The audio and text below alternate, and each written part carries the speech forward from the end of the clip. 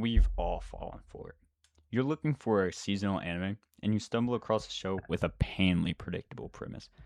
The main character is a blank state, the world building is copied from a generic fantasy template, and the side characters exist solely to explain what's happening on screen. But then, the second a fight scene appears, the screen explodes into a masterclass of digital cinematography. And that's what really gets you hooked. In the modern anime landscape, spectacular animation has become the ultimate magic trick to make a show actually popular. But it forces us to confront an uncomfortable question. Does good anime adaptations actually make a story great, or is it just a coat of paint masking a mediocre script? Today, I'll be going into the actual depth of animation, examples, and at the exact point where beautiful visuals hit a hard ceiling where it just doesn't make a difference anymore. To understand why we confuse high-end visuals with high-end storytelling, we have to look at how our brains actually process information.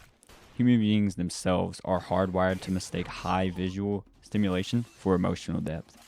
When a studio like MAPPA utilizes dynamic camera tracking, intricate particle effects, and cinematic lighting, it triggers an immediate adrenaline response for the viewer. Your brain thinks that the sheer effort and fluidity of the animation and automatically translate to, oh, that's obviously good storytelling. And for me, the textbook example of this has to be Demon Slayer. If you strip Demon Slayer down to its narrative bare bones, it's a remarkably traditional, straightforward shonen.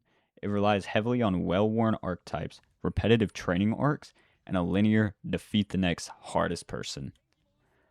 There is no massive narrative deconstructions, and the emotional stakes are simple and direct, such as him wanting to cure his sister.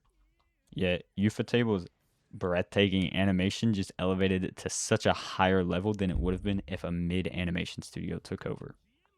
Which raises me to my next point. If Demon Slayer had actually been adapted by a mid-tier studio with a standard static budget and stiff animation, would it have been a top 3 anime franchise in the world right now? And for me, the honest answer is no. In this case, the good animation just didn't fix a simple story. It completely overran it. A simple story is easy to follow, and when paired with good visuals, it becomes universally accessible. But what happens when the story just isn't simple? This brings me to my next point, the hard ceiling of visuals. This is where we prove that this is a hard mathematical limit to what pure animation can achieve. On a purely technical level, the show is amazing. The director used real-world martial arts motion capture references to deliver some of the best hand-to-hand combat ever seen. But the production crew made a fatal narrative gamble. They attempted to compress 112 chapters of a dense webtoon into just 13 episodes.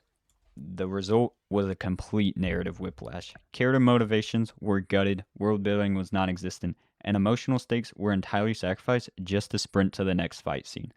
By the final stretch, the show abruptly mutated from a grounded martial arts tournament into an existential war involving giant gods and world-ending stakes, with zero explanation of how the power system even worked or evolved. We see a much more recent version of this debate with Solo Leveling. A1 Pictures pulled out all the stops, giving the adaptation some of the best animation that is in modern anime. Strip away all those glorious visual effects, and the core narrative is a highly predictable power fantasy. The protagonist quickly becomes an untouchable self-insert who completely outlevels the world around him. Because of the game-like system, it essentially guarantees his victory. The genuine narrative tension evaporates, rendering the supporting cast entirely useless. I mean, great animation can create a viral 30-second clip on TikTok, but it takes a great script to create something that sticks with you after the show. I'll give an example of this: Cyberpunk Edgerunners. Now, to truly understand why the difference in animation quality exists, we have to break down the biggest misconception in the entire anime community. The idea of an unlimited budget. When a show looks incredible, fans instantly assume the studio just threw millions of extra dollars at the screen. But industry insiders will tell you that the baseline budget variance between a standard seasonal anime and a visual powerhouse isn't as big as you think. The real secret isn't how much money a studio has, it's the direction, storyboarding, and schedule management that the studio can perform. An amazing director can take a scene where two characters are just sitting in a room talking and make it feel much more intense than a city level explosion. Through cinematic framing, deliberate shadows, symbolic camera angles, and perfect pacing, the great direction extracts narrative gold out of the limited resources that they have. On the other side, a poor director can take $1 million animation budget, throw a dozen flashy effects at the camera, and still deliver a fight scene that still is messy, hard to follow, and emotionally just not there. Animation isn't just a coat of paint applied to a script after it's written. Animation is the storytelling medium. When a studio truly understands the source material, the animation doesn't just fix the story, it merges with it, making the writing look smarter or better than it actually is. So, what's the final decision? Does good animation actually fix a mediocre story? The answer is structural. A good animation team can elevate a simple story into a masterpiece because a simple story leaves tons of room for visual flair to do most of the work. It takes a basic emotional hook and amplifies it by 10 times. But an amazing studio can almost never save terrible or fundamentally broken writing.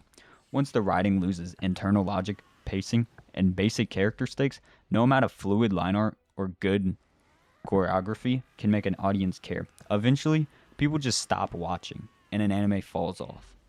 But I want to know what you think. What is one anime you kept purely watching because of the visuals, even though the story was lacking? And on the other side of that, what's a story with a masterpiece story that was held back by mid animation?